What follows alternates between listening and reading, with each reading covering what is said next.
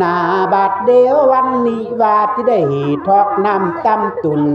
ที่กลางโขงอารามว่าโปโกที่ได้กิเลตานเหลวหดลุ่งนำยาดจักได้ฝากบุญเบอร์ฝ่าและน้ำหือไม้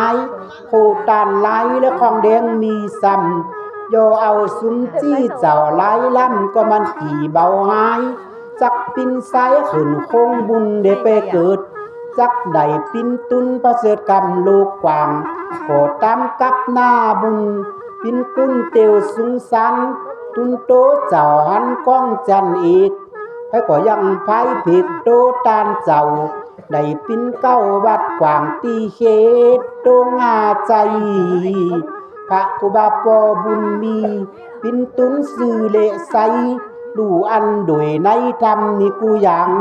ตามทางเจ้าหันซ้ำขอจุเปตตังสาม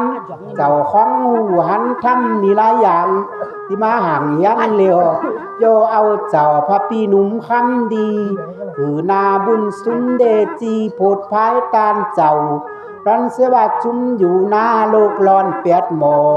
คือมันขำมุดปูนหมอปากอวิชีคือตุ้นตาลเอาโตนี้ไปเกิดเบ่งตีบกว่าง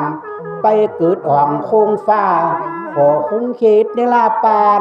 คือเมื่อปันค่ำข่อยตาบางเลยมาบอกออกจากปูนตีนี่คือซุ้มมักดังใจนี่ข่อยขึ้นตาขับไปหาถึงอันสัตท่าลงเจ้าประชังจ้อยจิวาลานจ้างเบิกงาคำที่เมนางเสียงปันที่มาคุ้งควายหาพร้อมโคตันนี่หลายอย่างที่มาห่างยันพร้อมผ่าติบลายพื้นเงินใบลายสั่งโคตานตุนดอกอุดออกห่างยันพร้อมสันสำโคตาน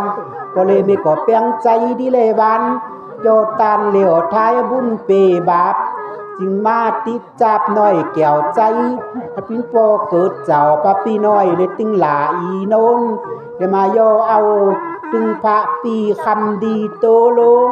ได้โยตานพินโปออกปอเสียงเจ้าก็กึดใจจบโดยตึงหมูของตานจิตใจดีเลยวันลูกเตะขาวค่ำกว่างออกจากบ้านเลยตีอยู่ซ้ายเขาเป้าโตเขาตรงใจเลยมาหลอดคือจอดเจพังพรมคือใจจบดุยพระพี่น้อยขอตึงดูกับเมโปเลเมกอพิสัทธิสัทเทโจกันไดโยตานจุ่มจืน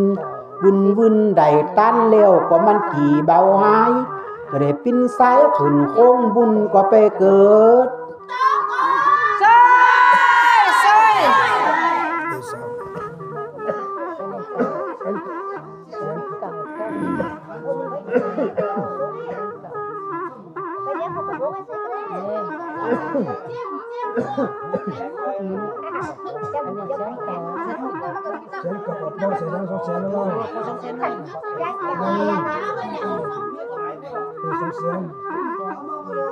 นาบาดเดียววันนี้ปินตุนพระเสริฐกรรมโลกฝ่างไฟเพนาบุญก่อเสียงจ้อยก่อจิตใจสินเลบุญบกรรมดำมืดเสาเมหนุ่มเหน่างามโลนจือนางหนอเสียงปันประกอบพันกันได้กินตันนี่หลายตีตั้งต่อนี่เมื่อนานาบุญพระปีน้อยคำดีเขามากำปั้นจัดอย่าหายนี่ใจก็มาพุดเล่ไม้นี่ก็กำปั้นมือตกมือนี่ป้าข่อยไผ่ป้อนโปเลเบบุญพยาบิสันดอนใดโยตานอันพาเสดใจไว้น่ะใจเอาไปใจเอาไป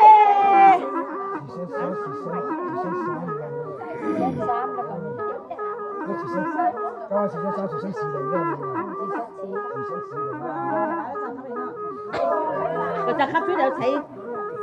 เราก็เดี๋ยวก็มากัดกันวันที่เราเราได้สุดละวันไหนเราเนี่ยวันไหนเรานี่มาหน้าบาดเดียววันนี้จะมีใจก็ตีเนื้อเก่าเบอร์แทมแข็งก็ตีขับบอกโดยสตาเก่าก็ตั้งไฟเสงาเย็นนี่จะตาเพียงจิตใจขับปันตัวก่อนนานความคำลูกเดเจงเยงกว่าง กันมือน้อยเกี่ยวใจ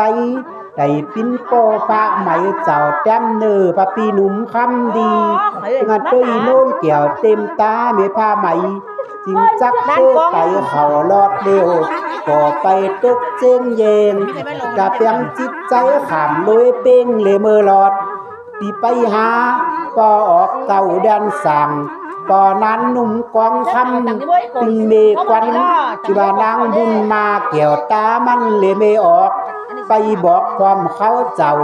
ปอนั้นหนุ่มกองคำจะปินใต้ในสัมปินใต้ยองเก่าตีกวนขามลงเลี้ยว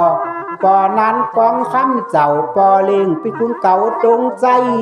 ละไลไปเสไปโยเจงเยงกวางไปอยู่สั่งตั้งนั้นก็ได้หังปินดีหน้าบุญมีได้เมงามมาก็กอดบุญหอบจอยกำนางบุญมาเจ้าเมเก่าก็หอบปัดโปเอาตุนโตประโยกินเอกสั่งไปอยู่บ้านตั้งนั้นก็ได้หังปินดีปินสะทีด้อยเงินปินสะทีด้อยคำนั่งเสียงโคในลานปอนั้นกองคำไปอยู่สั่งตั้งนั้นก็เงินเพคำลายกลายปิ้นเจ้าด้อยเงินเดคำมากพักจากบ้านตรงน้อยใดเกิดปิ้นดีขึ้นคำสังก็มีแล้วกว่าลังลงเหลว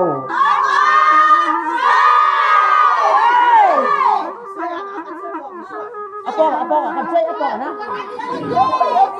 ตัวช่วยอยู่เด้ฉันช่วยเด้อาปองว่าตัวเอาหัว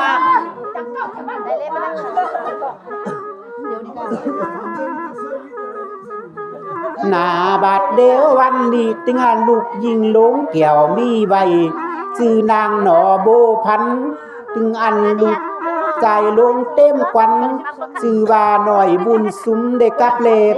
อยู่ยับขางจำเนอปอเมปิดตาตึงอันลูกใจหน่อยเต็มใจชื่อว่าอายจอมเส้งนี่ลูกหลักเป็นลูกคักเจ้าแต้มเนอปอนั้นหนุ่มกองงาคำอันมีลูกสามคุณเลยเกิดมาลุมห้องแต่อยู่สามปีนั้นเลยคงเก็บเชียงเยงตาเปียงจิตใจปอนั้นกองคำเลยนางบุญมาจึงจักมาห่างโคตันหลายอย่างได้มาห่างยันความมีตึงผ่าคุ้มหน่อยก็มัดเฟสปินเฮามีตึงกันยาวจ่องกลางโหกังแดดโคจัดห่างมีความตึงสาห่างกำปุนไม่สุนซอยเลยเพียงสาเงินเก่าประสังหากห่างยันความมักนับใดจี้ซอยใส่สายโคตันหลายเอาเตเจงเยงกวางปอเลเมก็มาห่างยันความก็ตึงผ่าเซวสุนมีตึงสะบุงลงเดี๋ยวปนันกองคำขอมาเสือผ่าพวกโอยอมไหมหุ่มสือห่างยันไว้ผ่านังมอนอิงใครปินบุญกับสินจอนางบุญมาเกี่ยวเมงามเดตึงลูกถึงลูกยิงเจ้าแต้มเนอนางหนอโบพันจึงจักเกาะบันกันให้ลูกเดเชงเยงกวางตึงหน่อยบุญซุ้มเจ้าลูกหลักบุตรตาเดยายค้าปุ่นเชงเยงเลยมาหลอด